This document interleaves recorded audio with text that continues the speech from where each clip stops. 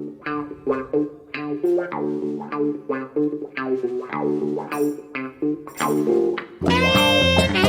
good morning, good afternoon, good evening, wherever you may be, and welcome to the MMA Shower. In this month's episode, we shall preview UFC 285, Jon Jones versus Cyril Gane for the UFC Heavyweight Champion of the World. This podcast is sponsored by Hatton James Legal. That's hattonjameslegal.co.uk. So head over to hattonjameslegal.co.uk for all your employment law needs and requirements. And we are proud to announce we have a new sponsor for the podcast, and they're Overest Events. Overest Events, that's Overest Events. So if you head over to their website, overestevents.com, your event is just easier. So they take the hassle out of your event and just let you enjoy it, and bespoke planning is their speciality and expertise. And we like to say welcome to them. Thank you. Last but not least, this podcast would not be possible without our friends at SRBMedia, who edit and produce the podcast. So head over to SRBMedia for other podcasts, specialities, football, music, and other sports as well. To contact the podcast is the MMA Show 7, the MMA Show 7 at gmail.com. Follow us at Twitter at the MMA Show Shower, that's the Twitter handle. And the Facebook page is Let's Talk MMA. Okay, before we get into it, I'd just like to introduce my co-host, and that's Matt Penny from Purely MMA. How are you, Matt? All good, mate, all good. Pleasure as always to come back on the show. Thanks to all the sponsors and welcome to Overest Events. And talking of events, another big event for the year. You know, happy 30th birthday to the UFC and all that. So they seem to be putting on a lot of good events for us to kick off the year. Yeah, absolutely, and this is one of the big ones to start off. So talking about big, Jon Jones is obviously moving up to heavyweight from light heavyweight, adding 20, 30, 40 pounds, whatever it may be in the end. In terms of styles, how would you say Jon Jones is possibly going to win this fight? Well, do you know what? I like heavyweight. He was always over, you know, obviously he weighed in at 205, but fight night, as we all know, the fighter's always about 20 pounds heavier. So he probably was about 225, around that for fight night. He's not going to be unused to this kind of weight. Of course, his opponents are probably going to be largely heavier, and he will be a little bit heavier, but I don't think he's going to lose much. He's probably going to add power to his game, and you know he's shown on various occasions that he already has that anyway. I would say very similar to one of the women in the co-main that we're going to talk about next. Just sort of, when I say all-rounder, usually it's kind of like a dig at that guy saying, oh, they're kind of average, they're all-rounder, they got little bits here and there. But Jones is an all-rounder, but at an elite level. I just feel like we've never seen him on the back foot and struggling like ever in the UFC, and he's been at the top for the past 10 years. So if it's going to happen, it's going to be at heavyweight against one of the the best recent heavyweights to come through in Cyril Gane. He's got the power, and he's also got movement that you don't usually see from a heavyweight. But Jones, is very experienced at light heavyweight. He's seen the lighter weights. He's seen the people who can move a little bit quicker and a little bit more slicker. So I don't see how he's going to get thrown off by this. I don't see how he's going to be overruled by the occasion, because he's done it all. He's done it for the past 10, 11, 12, 13 years, even with this layoff. So I don't want to rule out Cyril Gane straight away from the off. He is one of the better, most recent heavyweights to come through. But I just, Jon Jones is my personal greatest of all time in the cage, ignoring his out-of-cage antics. So for me, I think Jones is going to win this and really cement him amongst everybody else as the greatest of all time, and probably the greatest pound for pound of all time as well. Yeah, I pretty much agree with most of what you said. The only slight doubt I have for John Jones is will he be able to take the power of a heavyweight? But in training and when he was fighting light heavyweights, Blachowicz, he was probably 220, 230 on fight night. So I don't think it's going to make that much difference. Cyril Gane they are a similar build, very athletic heavyweights. So there's going to be a lot of movement, fast pace, inventiveness from John Jones. That's been a trademark in all his most of his fights at light heavyweight. And we need a prediction, Matt. Put your money where your mouth is, so to speak. Well, honestly, I will throw this out. This could be the greatest heavyweight fight of all time, in my opinion. These two guys can go the full 5 rounds. Like you said, they're both super athletic. They've both got probably the best movement that you'll see in the heavyweight division, in my opinion. I'll give an opinion, I'll give a prediction, and I'll also give a really precise, probably the most precise prediction I've ever given. I think Jones will win via a decision.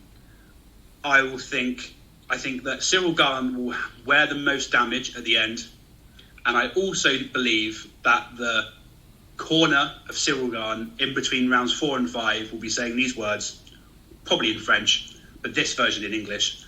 They'll be saying, "We've lost 3 or 4 rounds here.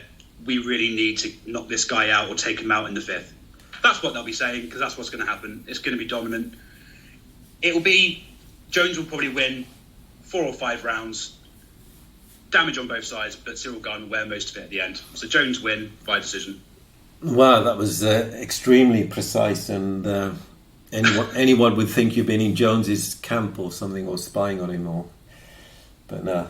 Yeah, I sound like his promoter there, don't I? Sorry about that. But no, that was good. I agree. I believe Jones is going to win, but I think he will utilise his wrestling. Maybe that's why he's hooked up with Henry Cejudo. I don't know. But I believe he thinks what he saw Francis Ngannou and Cyril Gane, that Cyril Gane hasn't got the wrestling pedigree or experience, and he's going to utilise that. And I think John Jones will submit him. And in probably you're being precise, so I've got to sort of join you as well. I'd say round 3 he'll submit him. That'd be interesting. I bet you'd get really good odds on that if you were a betting man. I just want to quickly add to mine. I kind of ruled Cyril Gane out completely in my prediction, right? But he is very, very, very good at heavyweight, very good. But I just believe that John Jones is another level. Ring rust, is it a thing? I mean, that's a big question coming into this fight. Yeah. Is it a thing? Yeah. And if it is a thing, and if it is real, I think we have a real chance of seeing it. But like I said, John Jones, my personal greatest of all time, I think he'll run over that very quickly. Yeah, ring rust is a fair question. We can't rule out Gane, but Jones just has the in-fight IQ and all the athletic attributes that you need to be an elite fighter at this level and this type of weight as well, category of weight. So I'm looking forward to it as a stylistic matchup and all the backdrop of what John Jones brings to the UFC in cage for me, really, but obviously out of cage as well. But no, it should be a battle, and I think John Jones will focus on his wrestling, grappling. Okay, so we've both gone for John Jones. You've gone for a decision. I've gone for a submission. We'll recap in the next month's episode, shall we say? Yes, for sure. Yeah, definitely. Okay, moving on to the co-main, which is Shevchenko versus Alex Grasso. Give us your thoughts on this, man. Well, to use John Jones versus Gane as like a template for my prediction and overall thoughts on the fight, I think it's very similar to that, but I give Grasso even less chance of winning. Not to rule her out. Again, I'm going to say that phrase, well-rounded, but she's not elite well-rounded. A decent striker, but I just mean no way near Shevchenko. Like I touched on in the Jones prediction, she's just one of the very best to ever do it in the women's division. Honestly, up there with Nunes in the battle for women's greatest of all time. She's a real elite all-rounder. You don't really see her struggling, even when she's on autopilot. She's just winning, every round. Unreal striking, unreal kicking. I mean, the countless black belts. I think I counted 2 or 3 on her Wikipedia, but there's probably more in her back catalogue. Without being completely disrespectful to Grasso, she's worked hard. She's probably earned this shot, but I think it should be a walkthrough win for Shevchenko. Via any way she wants. I will say, just chuck the prediction straight out there, because I think I've pretty much given it away with that. I think Shevchenko will win. I think it will be submission in any round she wants. And just, we've seen this weekend, Erin Blanchfield with a really impressive win again. A really nice record that she's building up, and I think she in the future could be a really nice challenge for Shevchenko. I just don't see Alexa Grasso being a huge challenge for Shevchenko. Unfortunately, it should be another just easy tick off for Shev, in my opinion. Yeah, overall, I would agree with that. But I think that Alexa Grasso could maybe eke out a decision. But it's because Shevchenko has got some knockouts on her resume and submissions. And like you said, she just doesn't seem to have any weakness, Shevchenko, and just keeps improving. She's a real student of martial arts, and she's in the gym training and improving and learning a new martial art. Like you said, different black belts and perspectives on the fight game. So Grasso, it's obviously a massive underdog story. I think the only way is just if it goes to a decision, but I can't see that happening. Shevchenko's just too good at this time, and just will have too many weapons for her. Too many ways to win.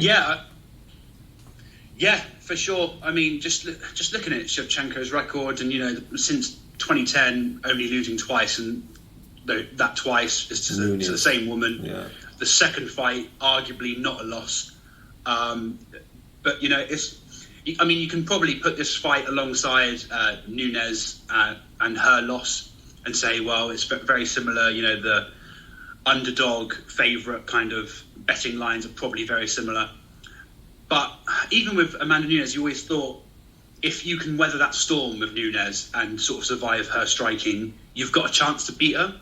Against Shevchenko, even if you survive her deadly kicks and her striking and just anything she does on the feet, she can then beat you on the ground or draw you out into deep waters and beat you by decision. I can't put an argument towards Grasso getting a win here. I can't in any way in my head just imagine her grabbing this win. It would be one of the biggest shocks of all time, overtaking Nunes' loss. So you're obviously going for a Shevchenko win. How do you think that could happen? Well, since her losses to Nunes, she's won by KO, TKO, decision, submission. She hasn't won by submission for a couple of years, so I'll go submission win for Shevchenko. Any round, but I can see it ending fairly quickly, and I'll go round 2. Yeah, that's a good point. She is an expert on the ground as well, but there hasn't been a finish for a few years, so I think I'll agree with you there. So I'm going to go Shevchenko submission. If it doesn't happen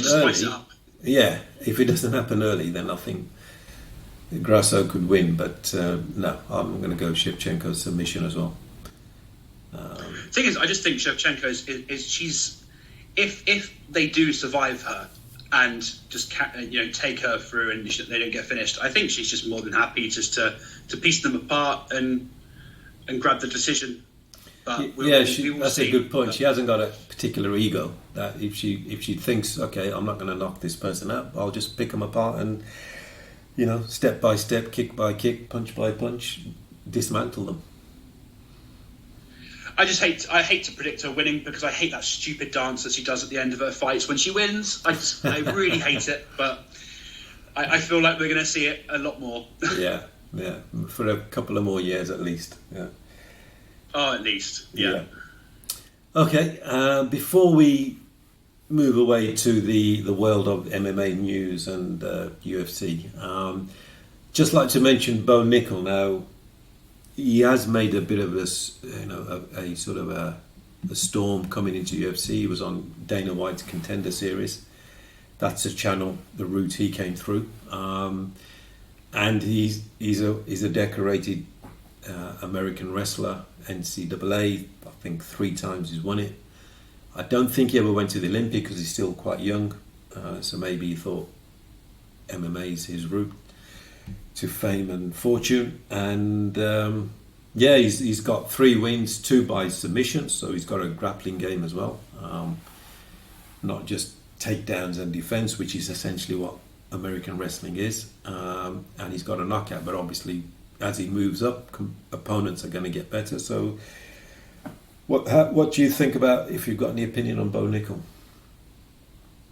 Yeah, like a great prospect coming up, and top level collegiate wrestler. I can't remember what podcast or what show I was listening to. I listen to a lot of MMA podcasts when I'm at work. But I think somebody mentioned that he actually failed to get into the Olympics because he lost all of his qualifying matches in that year. I can't remember when it was, and I can't quote when, where, what year. But somebody said on the show, that he lost like a load of his qualifying matches that year to get into the Olympics, so he didn't get picked, which is actually quite shocking when you see, how well he's done so far. But I suppose collegiate level and Olympic level is obviously different. A nice prospect coming through. I think his last 2 were on the Contender Series, weren't they? So he's got a nice little spot on the main card of a pay-per-view, which is that's one hell of a step up, of course. His opponent, obviously Jamie Pickett, not elite level, without being, but too offensive. An experienced fighter. He's got 21 fights in professional. Yeah, experience for sure. And, I hate when they push these guys too soon. You do have to earn your stripes, as it were. And, you've got to do it the right way and beat the right people. So it's a good start. And, a nice little pay on a pay-per-view. So looking forward to following his progress for sure. Yeah, and the way UFC sort of navigate prospects is that, they're a promotion, so they want their investment, let's call them an investment really, to do well. And I don't know Jamie Pickett's background, but I imagine he's not a great wrestler or a grappler, so they'll probably give Bo Nickel people who are not very good at defending wrestling attacks and make it a bit easier for Bo Nickel. Yeah, for sure, and it's not bad for him to. It's a lot of trust to be pushed onto the main card. You're not on the early prelims. And for example, if we're going to talk a little bit about the prelims of the card, if you look down to the prelims, Cody Garbrandt is on the prelims, so you're already positioned above him, or already seen by the UFC to be above him. So, but I don't think Cody's won a fight for. He's lost the last 6 or 7, or. Yeah, I think he's got like 1 win in the last 6 or something like that. I think you're in very dangerous water. I think, Cody. I think if you don't start really turning your record around, you've got to be on the chopping block soon. It might be a bit early to speculate, but let's do it anyway. Bo Nickel is a middleweight, so Adesanya, Pereira at the moment. Do you think another 12 months Bo Nickel could be fighting for the belt, or a bit longer? 2024, I would say, probably. Yeah, like later on. Yeah. In 2024, in the summer potentially. Hey, he's young. I think he's sort of mid to late 20s, 26, 27 years old. 27, yeah. Yeah, it's relatively young. You haven't got many professional fights, so you haven't taken that damage. You don't really you don't take damage in collegiate wrestling. No, so I mean, you're going to be fair. Yeah, you're gonna be fairly fresh, aren't you? So if you fight 3-4 times this year, I mean, if you win convincingly enough times in the year, then you're going to jump up those rankings very quickly. And normally with expert wrestlers, grapplers, certainly the early fights, they normally take him to the ground, don't take too much damage, submit or win on points, ground and pound. But then obviously as they go up the ranks, up the levels, then they do get involved in wars. But normally expert wrestlers, I'm talking elite and grapplers, they don't take that much damage early. Yeah, and it also doesn't. It wouldn't hurt you if you sort of developed a more entertaining personality to go with your, on social media and for your spiel when you're in the press conferences and stuff. Catch people's eyes early. You can get that support. Get your Twitter following up and your Instagram or whatever else they use. Hey, it's a fight game, but at the end of the day, you're also a marketing tool for the company you're working for. So yeah, it does help to get your push towards a title, doesn't it? We've seen that with many a fighter. Yeah, it certainly does. Okay, so that's UFC 285, Jones versus Gane for the heavyweight champion of the world. And I think if Jones wins this, and I think you said it at the start of the show, that any debate about pound for pound, best ever, GOAT, whatever you want to call it, you just put it to bed, I think. Yeah, you would. I mean, it kind of links into the news section quite nicely, because obviously after the last event that we talked about at UFC 284, it was the battle of the pound for pound number one between Volkanovski and Makhachev. I don't know if you've seen, but Volkanovski is still number one, even though he lost in the official UFC pound for pound rankings. John Jones is 10th.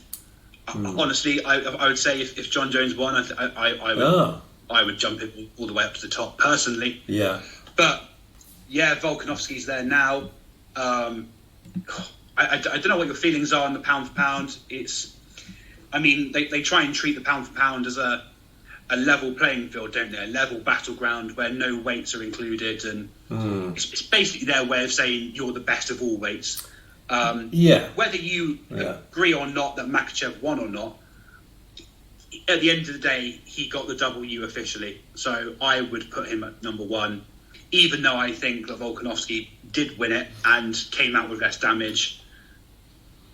It's a contentious issue. And you can't set this whole event up, this whole fight up as the pound for pound. And if someone wins not convincingly as they thought, or by a mile, you can't say, oh, that doesn't make him 1-1. I mean, if it was a complete robbery, like we have seen a couple of decisions, and in the last 12 months or so, Sean O'Malley comes to mind, then maybe. But yeah, it was a close fight, and but Makhachev, I think, done enough. So it's ridiculous that he hasn't got the number one spot. Yeah, you're kind of spitting in the face of fans also. They're not thick. If you're marketing an event as the number one pound for pound ranking on the line, you can't then just turn around and say, just because you disagree with the result, well, we're going to keep Volkanovski at number one anyway. Yeah, then the whole credibility goes out the window.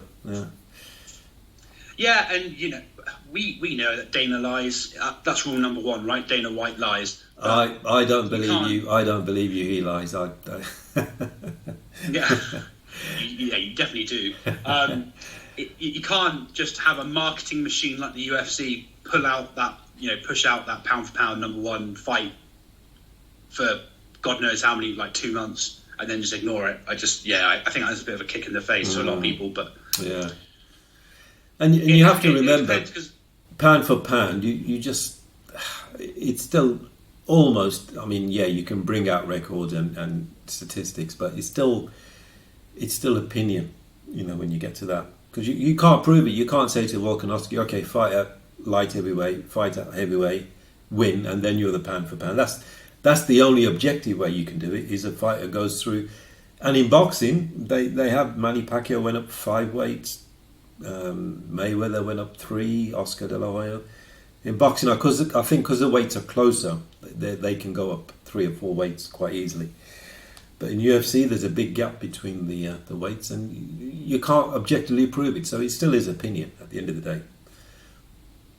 Yeah, it's promotional. It's not like there's a worldwide independent organisation ranking it. If there was, then I think it could have a bit more weight to it.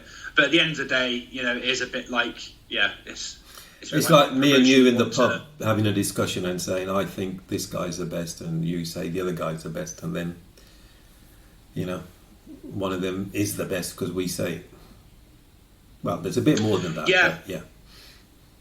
Yeah, and it kind of links in with another piece of news that I've been reading up on, and there's been calls for by like Ariel Helwani is a big voice in this argument, but there's been a few people calling out for like a worldwide independent organisation of like MMA to put everybody in a rankings, but then also have a Hall of Fame. I don't know if you've seen this discussion going on. I haven't. No, but so that's.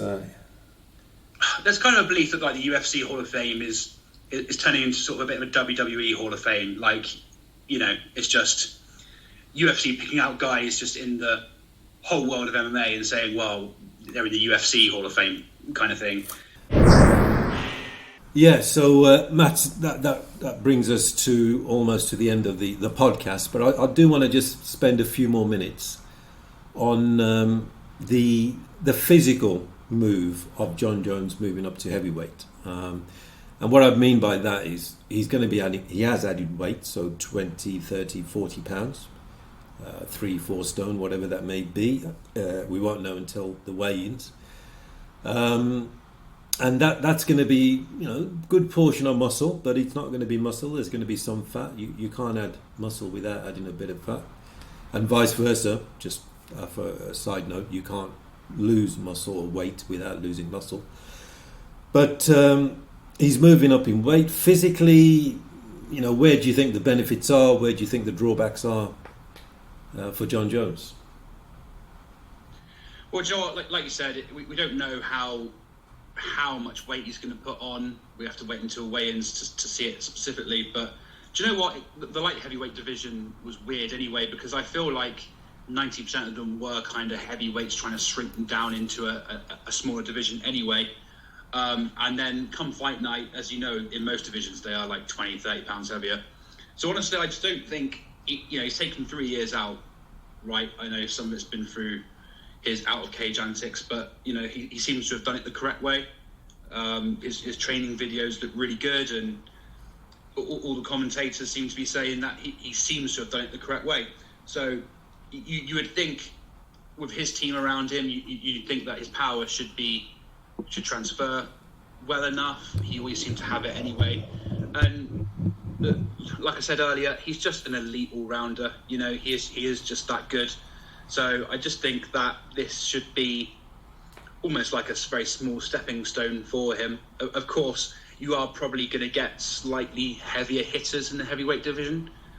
But he just, in the past, he's just never seemed to have been rocked or, like in absolute danger of losing or getting knocked out. You've just never seen it. So it's going to be interesting for sure. Because the point about generally when fighters move up in weight, they may sacrifice a bit of speed.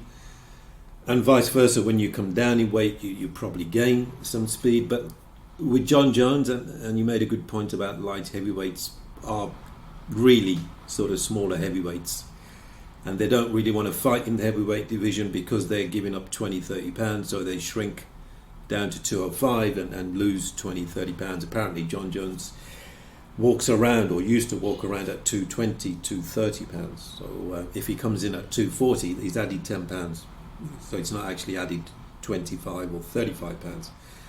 But so my perspective, I think he'll probably maintain his speed.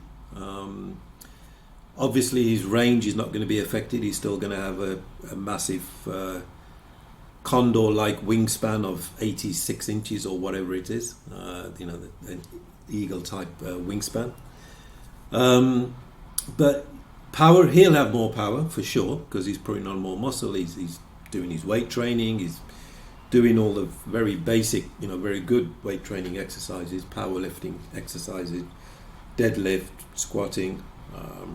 Whether that adds muscle onto his legs, we'll see. But he can still knock people out. But I think mentally he'll be better in terms of he won't be dieting down. So I think that will be a plus for him. Yeah, it's a good point about speed.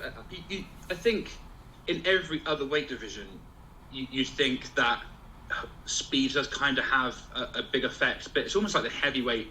Well, in recent years anyway, the heavyweight division, there is a lot less emphasis on your speed and sort of like reactions. It might be an unwise thing to think, but you think, heavyweights, there's going to be sort of quite slow, quite sluggish, heavy hitters.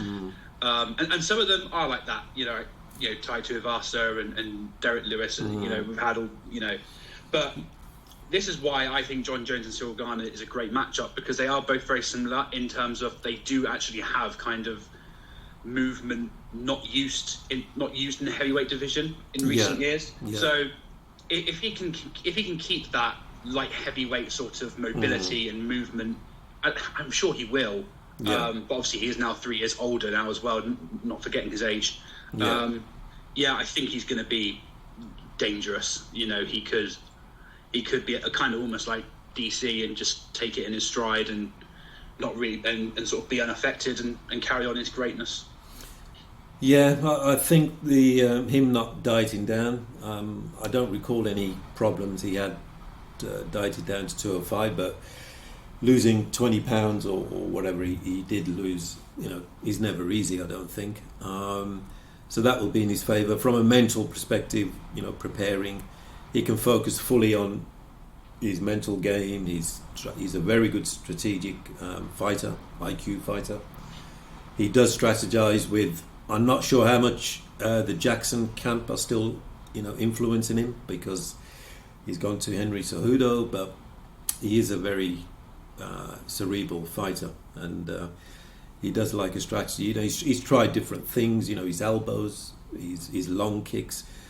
When he used to, when the bell went, he would sort of crawl on almost his all fours. I remember he did that against Rashad Evans and Rampage Jackson as well. So I'm going to be interested in how he approaches the fight as a heavyweight. You made a good point that he's not used to sort of getting punched by the bigger guys, but maybe in sparring he will be, but this is going to be real. And Cyril Gane, he's got a very tasty left hook and a right cross as well. Yeah, I'm interested anyway, because it's a John Jones fight week, and it's coming up quite soon. It just adds extra layers of intrigue to how he's going to react to this, and he always made it look so natural. That's why I thought it was fascinating.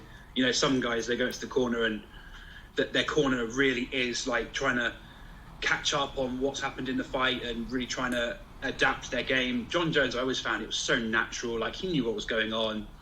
Even after the first round, he just grew into the fight, and it just clicked in his head. Just a crazy fight IQ. Now you just got to hope that there's there's nothing comes out from the fight week that is wrong with USADA or anything like that, because but he's had 3 years to put on the weight properly. It's not like it's a rush job. So fingers crossed, his life is now clean anyway. And hey, love him or hate him, I think having him in the division and in the UFC and fighting, maybe once or twice a year, you can't replicate that with anybody else, in my opinion. So no, that is true. And okay, Matt, that brings us to the end of the podcast. It's always great to have you on as the co-host. So thank you for that. Just let the listeners know if you're doing anything in MMA or boxing or anything else from a purely absolute MMA. Pleasure as always, mate. Yeah, absolute pleasure. At Purely MMA on Twitter, we live tweet all the events and like to get some good discussion points going. As we said at the start of the show, we're sponsored by Overst Events, now proud sponsor of this show on a whole as well. But yeah, we're trying to look for events, but the UFC event in London coming up in a month or two, unbelievably expensive. There is a financial crisis going on in the world, and especially in the UK at the moment. So a lot of people, I think, were priced out of the market. But that should be a great event too, which I'm sure we'll discuss at a later date. Yeah. But yeah, always on the lookout.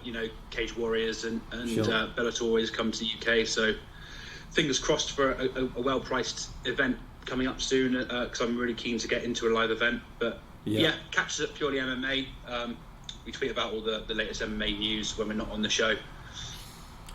Okay, fantastic. So you mentioned UFC. It will be UFC 286 is Edwards versus Usman. So we're going to do a particularly good podcast, long podcast on that. So this has been the MMA Shower, sponsored by hattonjameslegal.co.uk and overstevents.com, and edited and produced by SRBMedia. That's SRBmedia.co.uk. So wherever you may be, good afternoon, good morning, good evening, and thank you.